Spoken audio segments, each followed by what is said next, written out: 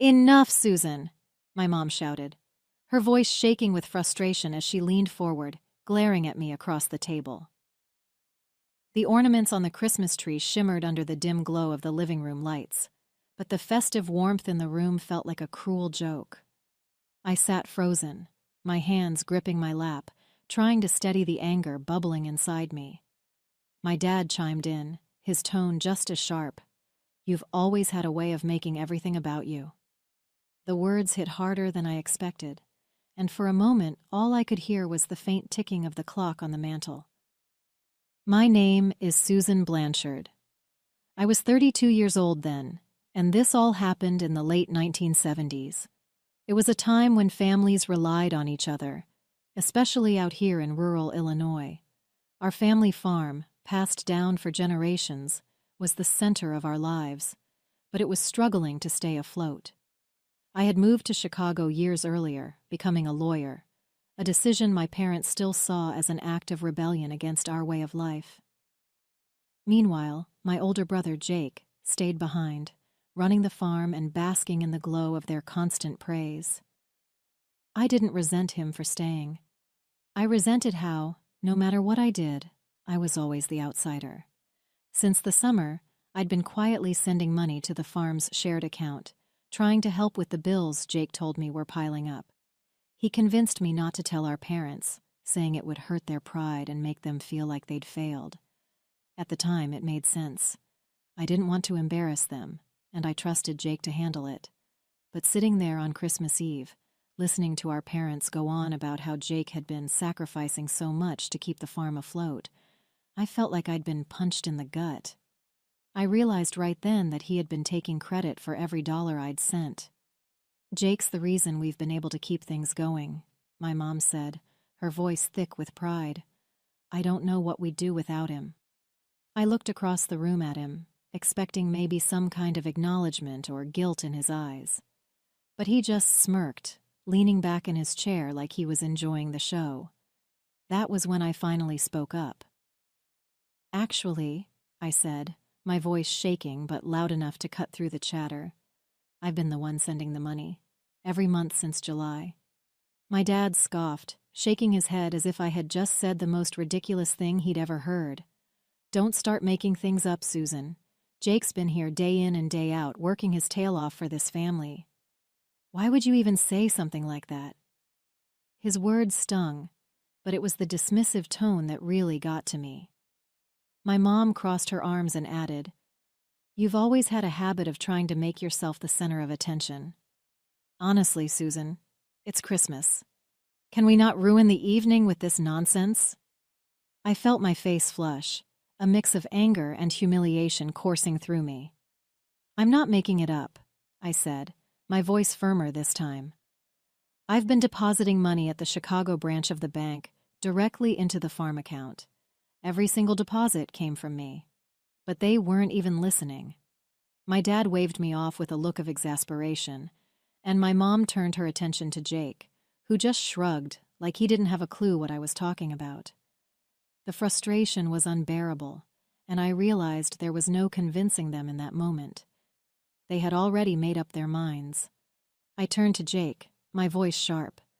"Are you really going to sit there and lie about it, Jake? You know I've been making those deposits at the Chicago branch all these months." He didn't flinch. Instead, he leaned back in his chair, smirking as if this was all some kind of joke. "I have no idea what you're talking about, Susan," he said with a shrug, his tone dripping with fake innocence. My blood boiled. "Unbelievable," I muttered, shaking my head. But our parents didn't even seem to care. My dad sighed heavily, as if I were the one ruining the evening, and my mom gave Jake a sympathetic glance, as though he were the victim of some absurd accusation. I stood up, my chair scraping against the floor, and looked directly at Jake. "You know exactly what I'm talking about," I said, my voice trembling with anger. "Those deposits weren't small, Jake. You've been sitting here, letting our parents believe you're some kind of hero when you've done nothing but lie. If you don't admit it now, I'll leave first thing tomorrow, go back to Chicago, and get the proof myself." Jake shrugged, leaning back as if none of this mattered. "You're wasting your time, Susan," he said with a chuckle. "Whatever story you've cooked up in your head, you go right ahead and prove it." It was in that moment I realized Jake didn't think I'd actually do it. To him, this was just another one of those family arguments that would blow over, where I'd eventually give up and let him win, like always. His smirk said it all. He thought I'd back down, too afraid of the fallout to follow through. But that only fueled my determination. I wasn't going to let him keep getting away with this. Not this time. He'd taken advantage of me, lied to our parents, and sat there soaking up their praise, all while treating my contributions like they didn't exist. No, I was going to Chicago, and I was going to make sure everyone knew the truth. Early the next morning, I packed my bags, unable to face another moment in that house. I told our parents I was leaving, and predictably, my mom sighed, her voice heavy with disapproval. "It's Christmas, Susan," she said, as if I were the one ruining everything. My dad didn't even look up from his coffee. "Can't go a single holiday without causing a scene," he muttered. Jake barely hid his grin, lounging smugly in his chair like he'd won. But I wasn't staying, not with everyone acting like I was the problem. I knew the banks would be closed, but I didn't care. I just needed to get out of there, away from their judgment and his lies. The drive back to Chicago felt endless, the roads eerily quiet, with most people home celebrating with their families. I gripped the wheel tightly, the cold winter air seeping into the car despite the heater blasting. My thoughts churned, replaying everything that had happened the night before. Jake really didn't think I'd go through with it. That much was clear. He probably expected me to stew in silence, too intimidated by our parents' blind faith in him to actually leave. But this time was different. I was tired of being dismissed, tired of letting him walk all over me. As I drove past snow-covered fields and frozen lakes, one thing was certain. I'd get those receipts, and I'd make sure the truth came out. When the banks reopened a few days later, I went straight to the Chicago branch. It was bitterly cold that morning, the kind of cold that stung your face and made every breath feel sharp. As soon as I stepped inside, I headed straight to the counter, where a middle-aged teller greeted me with a polite smile. "Good morning," he said. "What can I help you with today?" I explained, carefully but firmly, that I needed copies of every deposit I had made to the Blanchard farm account since July. The teller nodded and went to the back, returning with a thick ledger and a small machine that printed receipts. He carefully looked up the account and began feeding each record into the machine, which whirred and clicked as it printed out copies of the transactions. I watched each receipt come out, one after the other, with my name, the dates, and the amounts clearly listed. He handed me the stack with a polite, "Here you go, ma'am. Let us know if there's anything else you need." I thanked him, my hands shaking slightly as I gripped the receipts. They were more than just pieces of paper. They were proof. Proof that Jake had been lying, and proof that I wasn't going to let this slide. As soon as I had the receipts in hand, I headed straight back to my car. The roads were still slick from the snowstorm earlier in the week, but I didn't care. I needed to get back home, and I wasn't about to wait another day. The receipts sat on the passenger seat next to me, neatly stacked and secured under a small paperweight I'd grabbed from my desk before leaving. Every time I glanced at them, my anger bubbled up again. I couldn't believe Jake thought he could get away with this, and worse, that our parents had so readily taken his side. The drive felt longer this time, the farm seeming farther away with every passing mile. As I passed through quiet towns and frozen fields, my thoughts raced. I replayed every conversation from Christmas Eve, every dismissive look, every smug grin on Jake's face. By the time I pulled into the long driveway leading up to the farmhouse, the adrenaline had built up so much that my hands were practically shaking. I wasn't sure how this was going to go, but I knew one thing for certain. I wasn't leaving until they saw the truth with their own eyes. I walked into the house, the receipts clutched tightly in my hand, the cold from outside still clinging to my coat. My mom was in the kitchen, stirring a pot on the stove, while my dad sat in his usual spot at the dining table, reading the paper. Jake was leaning against the counter, casually eating an apple, looking as smug as ever. They all turned to look at me as I entered, but before anyone could say a word, I dropped the stack of receipts onto the table in front of my dad. "There," I said, my voice steady but firm. "Every deposit I've made to the farm account since July. It's all right there. My name, the dates, the amounts." My dad put down his paper, frowning as he picked up the receipts and started looking through them. My mom came over, wiping her hands on a dish towel, her expression skeptical at first.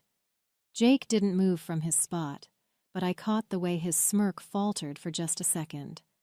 This can't be right," my dad muttered, flipping through the pages. "Why would you do this, Susan?" My mom's eyes narrowed as she leaned in to see for herself. "Jake said he's been covering everything," she said, her voice a mix of confusion and disbelief. I turned to Jake, meeting his gaze head-on. "Well, Jake?" I asked, my tone sharp. "Are you still going to lie about it now?" Jake let out a laugh, tossing the core of his apple into the trash like none of this mattered. "Susan, I don't know where you got those, but they're not real. You probably forged them somehow to make me look bad." His tone was calm, almost mocking, and it made my stomach churn. I looked at our parents, expecting at least a flicker of doubt in their eyes, but instead, my dad shook his head, his face dark with disapproval. "Susan, what's gotten into you?" he said, his voice low and angry. "This is a new low, even for you." My mom grabbed the receipts from the table, holding them up as if they were tainted. "Did you think we wouldn't see through this?" she said, her voice shaking. "Jake's been here every day, working to keep this farm alive. And you—" She jabbed the stack of papers toward me. "You come back here with some phony papers and expect us to believe it? You've always been so desperate for attention." My chest felt tight as I struggled to hold back tears. "They're not fake," I said, my voice trembling. "You can call the bank yourself if you don't believe me." But they weren't listening.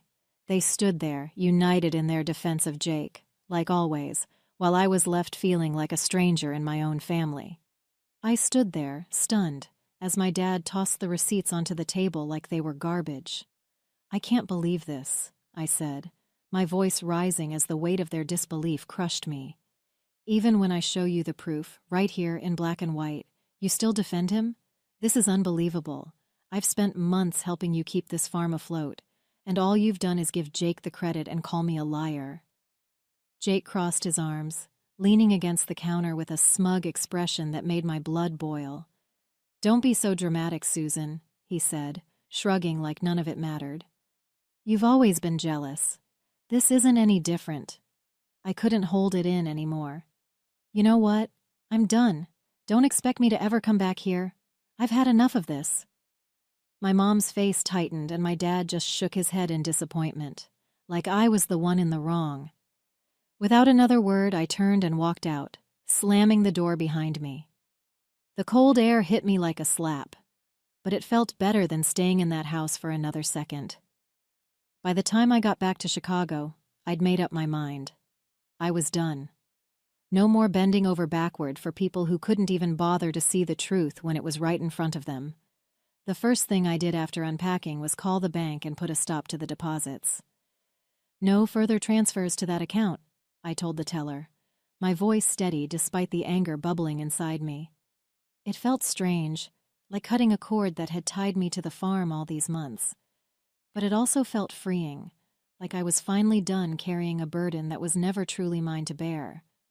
At first I thought I'd feel guilty, but I didn't. Every time I thought about Jake's smug face and our parents' refusal to believe me, it only reinforced my decision. Let Jake handle it now. Let him be the hero he pretended to be. I wasn't going to keep throwing money into a farm that treated me like an outsider. If they wanted to believe his lies, Then they could deal with the consequences when the bills started piling up. And they would. Because Jake didn't have a dime to his name. 6 months passed without a word from my family. Not a phone call, not a letter, nothing. I thought about them sometimes, but every time I did, the anger and hurt came rushing back, so I pushed it aside and focused on my work. Then, one afternoon in the middle of summer, there was a knock on my apartment door. I wasn't expecting anyone, and when I opened it, I froze. Standing there were my mom and dad, looking tired and a little sheepish. For a moment, I didn't know what to say. "Can we come in?" my dad asked, his voice quieter than usual. My mom stood next to him, clutching her purse tightly, her lips pressed into a thin line. Part of me wanted to slam the door in their faces, but curiosity got the better of me. I stepped aside and let them in. They sat awkwardly on the couch, looking around my small apartment like they didn't know what to do with themselves. "What do you want?" I finally asked, leaning against the armrest of a chair, my arms crossed. I wasn't in the mood for small talk. Whatever they had to say, I wanted it out in the open. My dad cleared his throat, staring at the floor like it might give him the words he needed. "Susan," he began, his voice quieter than I'd ever heard it. "We owe you an apology. A big one." My mom nodded, clutching her purse so tightly her knuckles were white. "We were wrong," she said softly. "We didn't believe you when you tried to tell us the truth. And we need to make this right." I crossed my arms, leaning back against the chair. "Go on," I said, my tone sharper than I intended. My dad sighed heavily. "After you left, things started falling apart on the farm.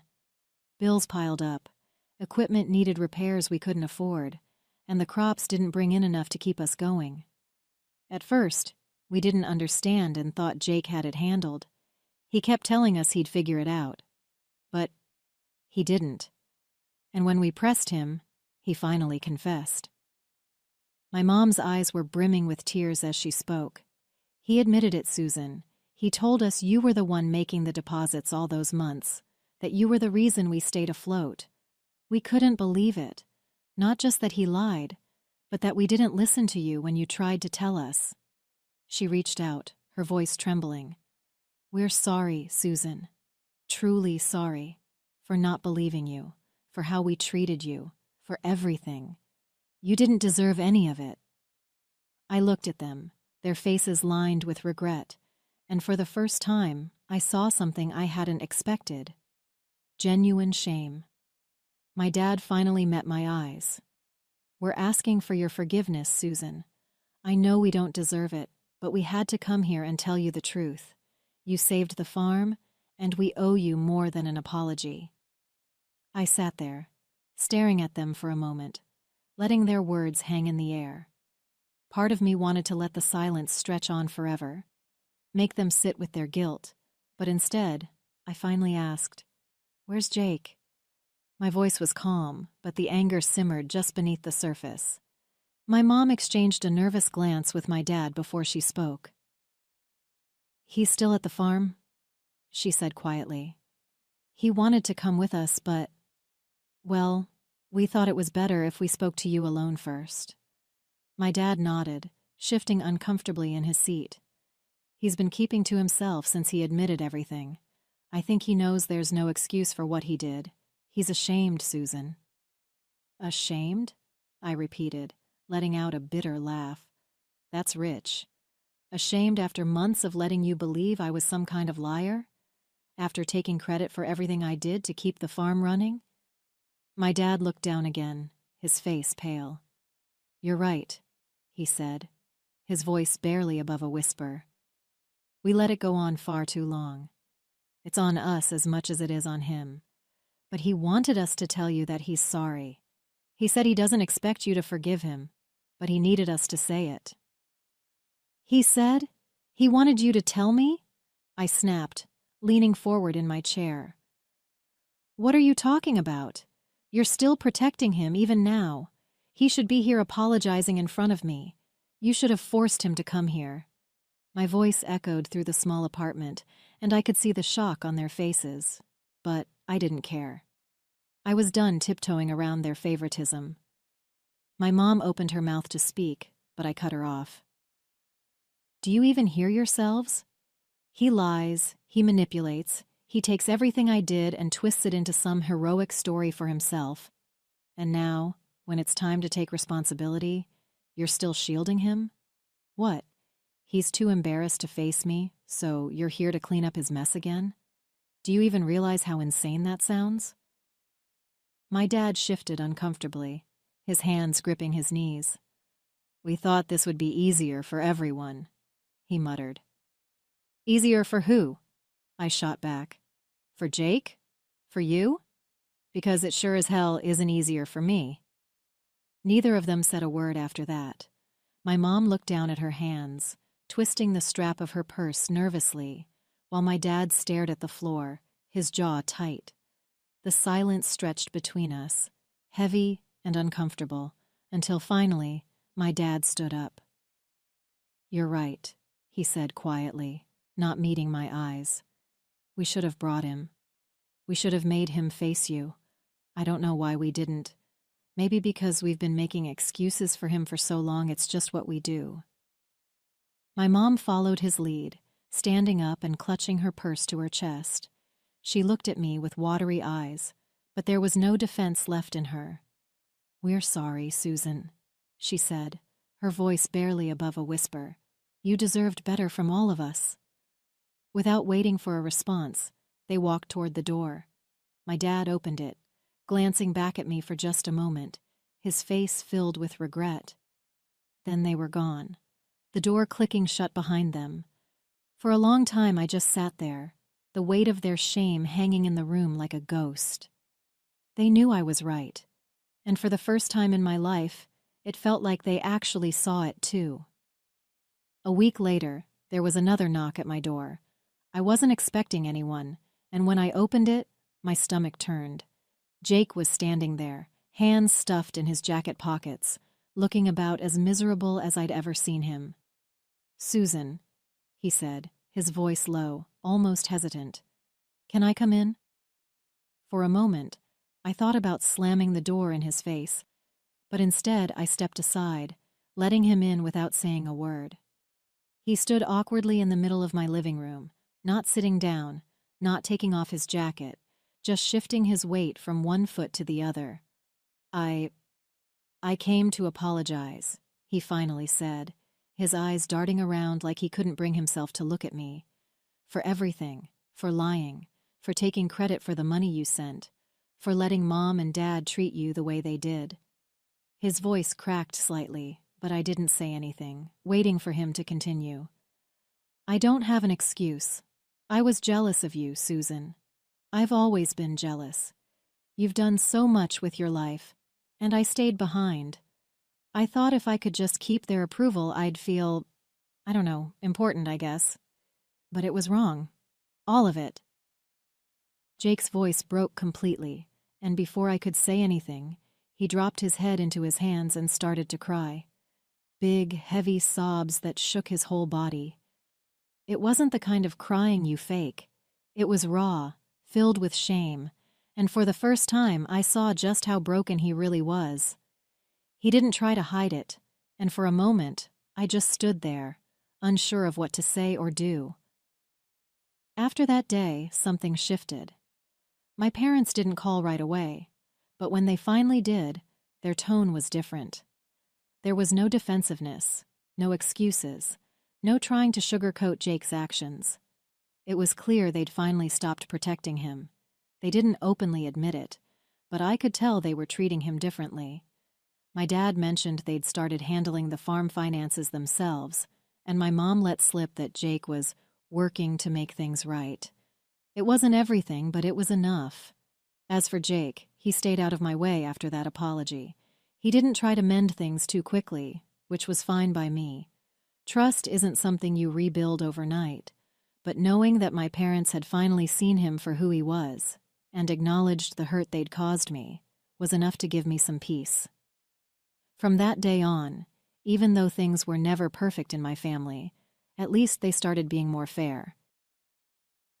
Hey there! Did you like the story? If you did, don't forget to hit the like button and subscribe to the channel.